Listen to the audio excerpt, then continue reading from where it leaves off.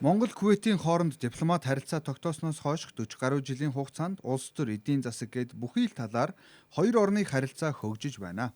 Ялангуяа сүүлийн жилүүдэд харилцаа хамтын ажиллагаа илүү өргөжөж байгааг дипломатчид тэмдэглэлээ. Хамгийн сүүлд гэхэд Кувейт улсын засгийн газраас манай улсад 84 сая Америк долларын санхүүжилтээр 4 томоохон төслийг амжилттай хэрэгжүүлжээ.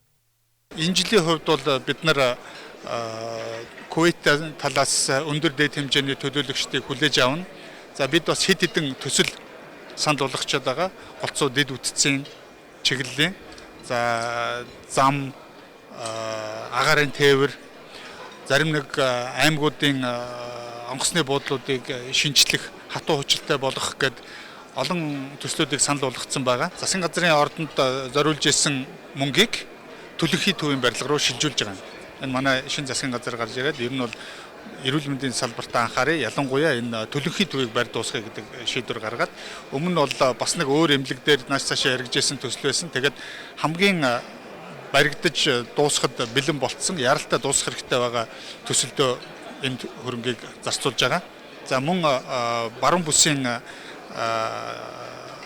онцлогооны төв, за мөн хэд хэдэн эмнэлгийн барилгын ажлыг дуусгахад зориулаад Кувейтийн талтай бас яриа хэлцээ хийж байгаа. Thank you very much for coming. Бидний баярыг хуваалцахаар ирсэнд баярлалаа. Хоёр орны харилцааг товч ярина гэдэг хэцүү. Яагаад вэ гэвэл бид маш өргөн цар хүрээтэй олон талт харилцаатай шүү дээ. Харин ирээдүйн төлөвлөгөөний талаар бол Кувейтээс Монголд өндөр хэмжээний уулзалтыг зохион байгуулахаар төлөвлөөд байна. Мэдээж зуны цагаар байх болно. Би түрүүнд дурдсанчлан өнгөрсөн жил Монголоос Кувейт рүү 2 удаагийн өндөр хэмжээний ажлыг зохион байгуулсан. Дээрээс нэмээд сонирхуулж хэлэхэд бид Монголоос Кувейт рүү хонь экспортлох компанийг 3 жилийн өмнө байгуулсан. Харин одоо Монгол шиг далайд гарцгүй орноос хэрхэн тээвэрлэх вэ гэсэн асуудал тулгараад байна. Гэсэн хэдий ч хоёр талаасаа хамтарч байгаад асуудлыг шийднэ гэдэгтээ бат итгэлтэй байна.